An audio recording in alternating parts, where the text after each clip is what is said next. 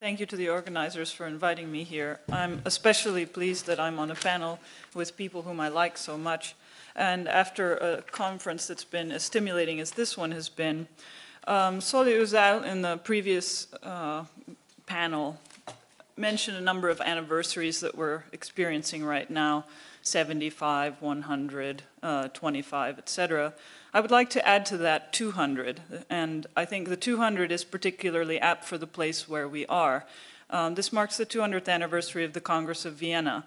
Although the title of the panel speaks about the last 100 years, I'd like to go a little farther back and talk about the European moment that we're experiencing in a bit longer durée. Ivan Krastev yesterday said that we are faced with totally new questions by the situation, particularly in Ukraine. And he also said that the current arrangement is not about solving problems, but about creating problems that make you important. While that may sound like a new situation, it's actually a very old one. But I want to start with the new. Last week, Vladimir Putin said, "Can a compromise be found on the Ukrainian question between Russia and America? The question is to ensure the rights and interests of the Russian southeast. It's new Russia. Kharkiv, Lugansk, Donetsk, Odessa were not part of Ukraine in Tsarist times. They were transferred in 1920. Why? God knows. Then for various reasons, these areas were gone and the people stayed there. We need to find a solution." So what Vladimir Putin is doing in this quote is he's raising the Ukrainian question. He is turning what is essentially a state into an interrogative. This has been done before. And he also speaks about finding a solution to this Ukrainian question. The 19th century was full of questions. As a matter of fact, a number of people and places were turned into questions, starting with the Congress of Vienna. So the Eastern question is probably the most important of the 19th century's questions, which was about managing the decline of the Ottoman Empire. This pulled in a lot of European powers toward its so-called solution. Also, the Jewish question and the Polish question at approximately the same time, and then social questions like the worker question, the woman question, or more broadly speaking, the social question. So the 19th century was, in a respect, the century of questions. People spoke in questions all the time. And they didn't speak, however, in answers. They spoke in solutions. And this form that the question took is one that is mirrored in the quote that I just gave you by Vladimir Putin. So people started talking about the final solution to the Eastern question. Dostoevsky, for example, used this formulation. And we're familiar with the formulation of the final solution as it is the final solution to the Jewish question that made its way into prominence in the 20th century. But long before that happened, Napoleon III was talking about a final solution to the sugar question in 1863. So this idea that solutions, or that questions demand solutions, and that questions are the order of the day, was very much a 19th century phenomenon. And as I mentioned before, the Eastern question was really the queen mother of the 19th century's questions. And this question was about Ottoman decline. How were the great powers going to manage the fact that the Ottoman Empire was receding and that new states were coming to existence on their frontiers as a result? And the power struggle that was taking place concomitantly with the rising Russian Empire of the time. So, what is it about questions? When somebody speaks in a question, they turn a place into a problem that requires a solution. Dostoevsky spoke of the Eastern question as a piccola bestia. It was a little beast that kind of got into your bed, into your head, and it irritated you. And this idea of the piccola bestia, or the irritant, the question irritant, speaks to the way that questions are supposed to operate, or were supposed to operate. Namely, they were status quo allergic. They did not like the present. And they wanted something to be radically changed. And as a result, the Eastern question didn't stop being an Eastern, or it didn't stop at being a mere Eastern question. It immediately became a European question, such that the French historian Albert Sorel, writing in 1898, called it, in reality, a European question. Now, elevating the Eastern question to a European question meant two things. It meant, first of all, that all of Europe had to come together in order to solve it. And it also meant that the solution itself would entail the reorganization of the whole of Europe. Now, both beliefs informed calls for the complete remaking of the European state system and the necessity of an unprecedented form of European unity to cooperate to effect a solution. The latter was argued in the interest of avoiding war, while the former practically necessitated a pan-European conflict. In the words of the historian J.A.R. Marriott, writing during World War I, in an unsolved Eastern question, the origin of the war is to be found. For that secular problem, the peace must propound a solution. Should it fail to do so, the Near East will, in the future, as in the past, afford a nidus for international rivalries and furnish occasions for recurring strife. So at once, the promise of peace and the threat of war. Questions demanded a unified European response. Indeed, they demanded the creation of a true and European field of action. The German Urhistorian Leopold von Ranke located such unanimous accord in Europe's powers' actions around the Eastern question. In his 1879 work, Serbia and Turkey in the 19th Century, he wrote about the near miss of a European conflagration around the Eastern question. A drama without equal, these powers equipped for war as never before, how they move against one another, engage in disputes, join alliances and counter-alliances, put an end to a distant world's questions at the least irritation, and thereby avoid entering into open battle with one another, and not just one or the other power, but the whole of Europe. And 2 years later, in an 1881 pamphlet appearing under the title The Eastern Question Solved, A Vision of the Future, by an author who used the pseudonym Budge, the author described the Eastern question as a European question, sketching an alternative future reality wherein the many-sided and knotty Eastern question had been solved, and the solution was a federated Balkan kingdom and the transformation of Istanbul into a free city. He called it an international capital run by the united hand of Europe, the great power of the future, the great majority of Europe. It was this so-called brotherhood of nationalities which has so happily solved the Eastern question. And in the conclusion to this fantastical description, Budge warned that if this work be not done by peaceful means, it will be accomplished in a deluge of blood. So Europe's own unity was forged in the process of solving the Eastern question. And almost exactly 100 years after that question was born, it disappeared in the conflagration of World War I. As a matter of fact, many considered it solved after World War I. And that war provided both the opportunity for the total restructuring of the international system that had been promised by questions, and the shifting of boundaries, as well as the deluge of blood that had been presaged by those who spoke in questions. So a few years after the war ended, the Austrian philosopher and geopolitician Richard Coudenhove-Kalergi published a book entitled Pan-Europe.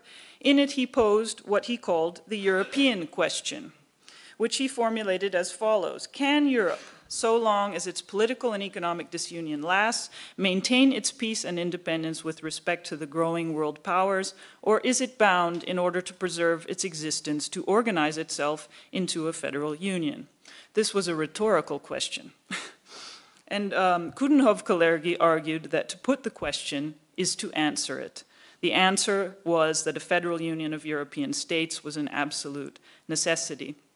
Incidentally, Solly Özal mentioned in his talk, or he asked us to imagine a world without Turkey.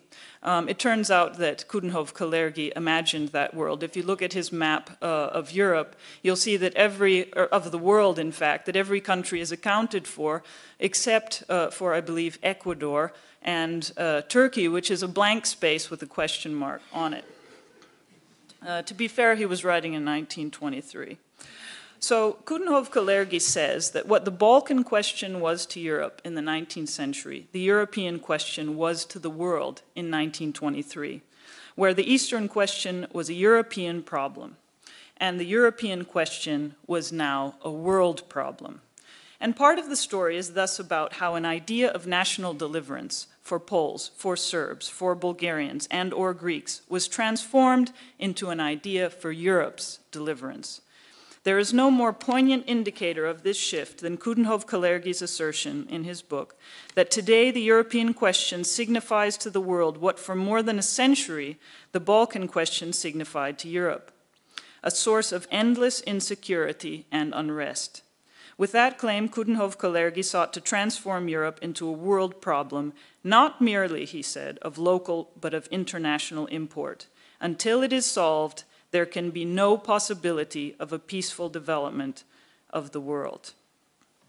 Yesterday, Lilia Shevtsova said that Europe must have a foreign policy.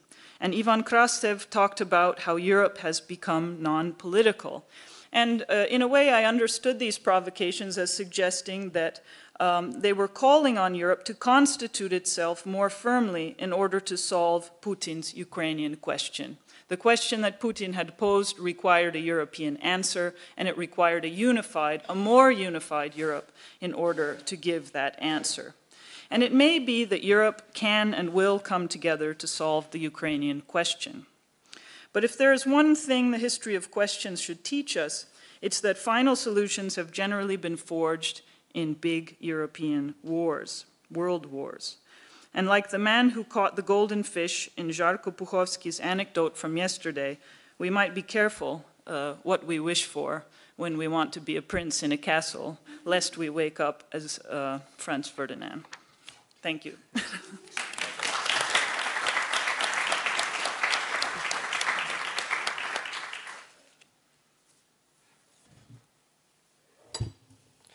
Thank you, Holly. That was terrific. So as announced, Slavko, Dadek, we're going to take a few minutes and comment, ask questions, not ones that call for solutions, but ones that might call for answers. Dadek, did you want to start? No, I mean to ask Holly. I'm very glad I could hear your paper because you have exhausted half of mine. And one of the questions I wanted to ask to the audience, and now I can ask it to you, was to what extent the First World War and what happened afterwards was the Balkanization of Europe, especially Eastern Europe, up to the Baltic. You know, this is how I see it, at least. If you don't answer the question, I will try to answer it in my paper, but so far the floor is yours. Just respond. Yeah. I'd much rather hear your answer, but if we're going to talk about the Balkanization of Europe, I think we also have to talk about the Europeanization of the Balkans, because one thing that gets forgotten is how much reciprocal influence was exercised in Southeastern Europe with the European project and Southeastern Europe, and how if you track developments in Southeastern Europe over time, you see a very considerable mirroring, let's say. But it's not just mirroring, it's that certain developments that take place in Southeastern Europe.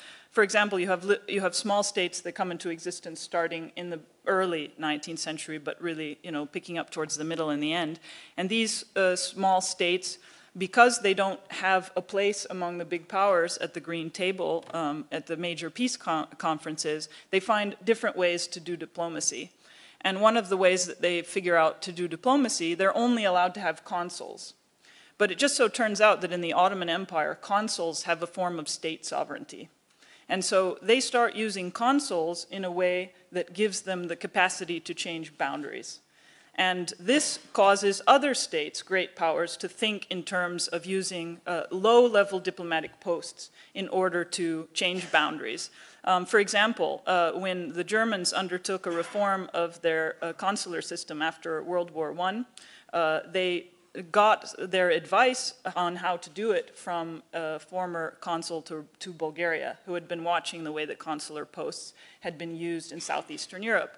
And the Germans started using their consular posts to funnel resources into the Sudetenland and to the German populations, thinking in much the same way that the Serbs and the Greeks had thought about Macedonia in the 19th century.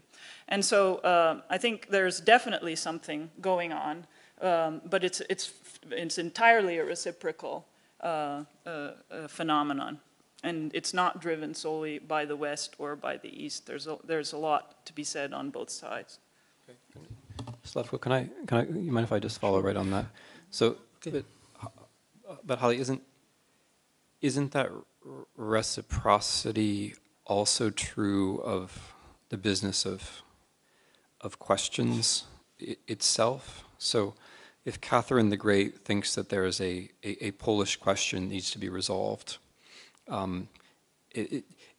doesn't then it become the case that the Poles whose question has been resolved themselves also ask the Polish question and use the term Polish question, but mean something different by it? They mean precisely because someone has answered our question, we have to ask it again. And doesn't what you've just said about the rough and tumble but very effective emergence of Balkan sovereignty suggests the same thing, that there was an Eastern question, and there were attempts to solve the Eastern question by the collection of the great powers, but that in fact what happens rather is that the Bulgarians, reverse chronological order, the Bulgarians, the Romanians, the Serbs, the Greeks, ask the question themselves and answer it in ways that are extraordinarily effective, right? That they see the Eastern question as their opportunity, and they I think, now moving a bit to Dark's question, they then create the standard. I think you're quite right. They create the norm. They create the norm of what European sovereignty is going to mean by answering the question themselves.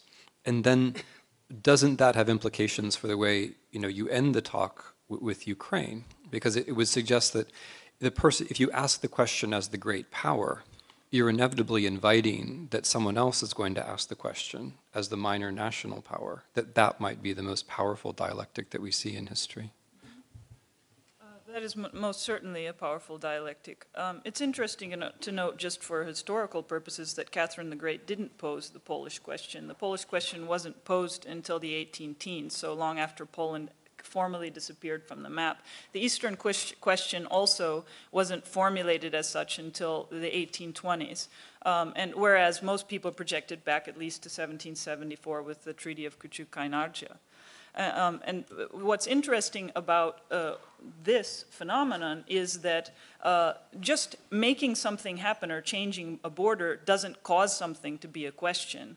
It's actually a very particular moment in European history when things start to be formulated as questions. And this moment in the 18 teens, the Congress of Vienna and the Congress of Verona, which is a follow-up on the Congress of Vienna, is where a lot of these questions get formulated. But that doesn't address the main line of your point, which is that once somebody formulates a question, doesn't it then become everybody's to kind of play with? This works to greater and lesser extents with various questions. There's almost a consensus now with the Jewish question that the Jewish question was formulated by people who didn't like Jews.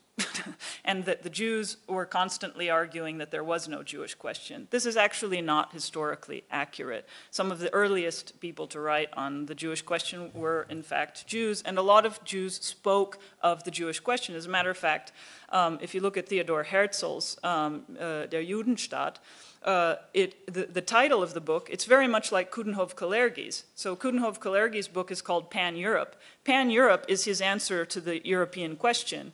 Herzl, he puts out that the Judenstaat is his answer to the Jewish question, and he formulates it as such. And so I think there is a reciprocity that's at play, and that once a question has been raised, it becomes a dialectical field. What the danger that I wanted to raise awareness of, and it's a bit too compact, right, is that once this dialectic begins, it tends to take a certain form that is status quo allergic, that is inclined towards major restructuring, because it often entails social and geopolitical components that can't be jived without a restructuring of the geopolitical realm. And once you talk about the restructuring of the geopolitical realm, it's very hard to imagine, and plus the social realm, it's hard to imagine that without creating a year zero. And the best way to create a year zero is by a major conflict. And so the thinking in questions tends to ratchet its way up into, we have to reorganize the whole system, and then we have to, and in order to preserve peace, but the only way we can reorganize the whole system is if we have a major conflagration. And so there's this, that's part of the dialectic as well, and it's an intense one. As regards the Southeastern Europeans, a lot of them, they didn't consider themselves as addressing the Eastern question. They talked about the Eastern question, but what happened instead is that new questions were created. So you see, out of the Eastern question, you see a bunch of new questions emerging. The Serbian question, the Macedonian question, the Bulgarian question, then you have the Transylvanian question. And through the course of the 19th century, there is a fracturing of questions that then these states start to think about as earlier the great powers had thought about the Eastern question. And so they are not necessarily thinking about what do we do with Turkey. They're thinking more about their neighborhood and particularly about their possibilities for territorial expansion. Do you want to ask? Yeah. I do sympathize with your approach, Holly, this kind of questioning as important part of intellectual exercises. But still, you suggest to extend historical perspective, say, until starting from the Viennese conference. Irony is, when they discuss Ukrainian station nowadays, there is no Ukrainian question 19th century as geopolitical question. The Ukrainian question emerges only in 20th century.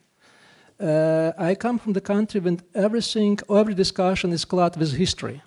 Say people don't really matter what they discuss. If they discuss in corruption or the failure of their football team in the last match, they always start with history. They start with Mongol invasion 13th century. That explains what had happened. So my question is, how far should they go when you try to put this kind of question? Or alternatively, probably we should leave history apart, beside when you're formulating this part of history, because history might be very interesting, but not quite relevant to the question trying to pose. Very interesting. I don't often hear historians say that we should not, that we should forget history. But it's an interesting provocation, and here's why. So you're right, the Ukrainian question does not arise in the 19th century, but neither does the European question. And the reason why I think it's important to start in the 19th century with the Congress of Vienna is to talk about how it is and why it is people started thinking in questions in the first place, and to see how that thinking ends up. Because it has a kind of rhetorical trajectory, if you will, a structural trajectory that has been repeated on more than one occasion. And so I think it's worthwhile considering where questions in general come from, how out of the Eastern question you get the European question, out of the European question you get something like, sort of down the road, the Ukrainian question. So how it is that this evolution takes place and what we can learn about what people mean when they say Ukrainian question, and what that means for the possibilities in the future, or the way that the rhetoric could evolve, or the understanding of the international system that operates when we are speaking in terms of questions. And for that, I think the Congress of Vienna is a good starting point.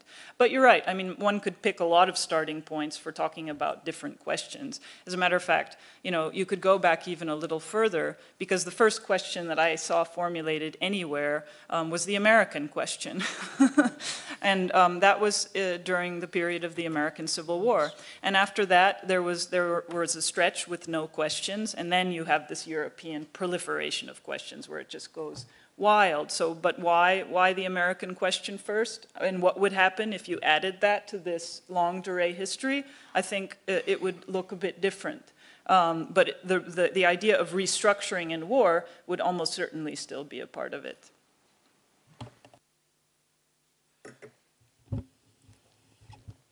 Okay, before we move on to Slavko's presentation, I wanted to make a little chronological point that occurred to me as the two of you were speaking.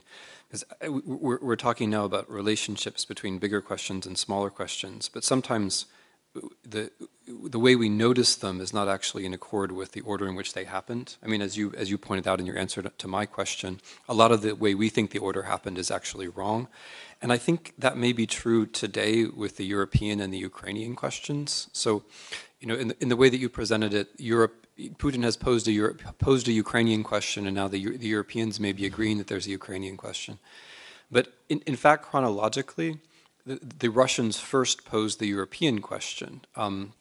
Most of 2013 was spent presenting Europe as decadent, which actually then appears as Russian foreign policy doctrine, an article by Lavrov in the middle of the Ukrainian crisis, that basically the European Union is presented as a gay fleshpot, and the Ukrainian crisis as a result of, you know, it's one more example of what the gay fascists are doing, basically. So Ukraine in the Russian rhetoric is one example of what's happening in Europe as a whole, strangely enough.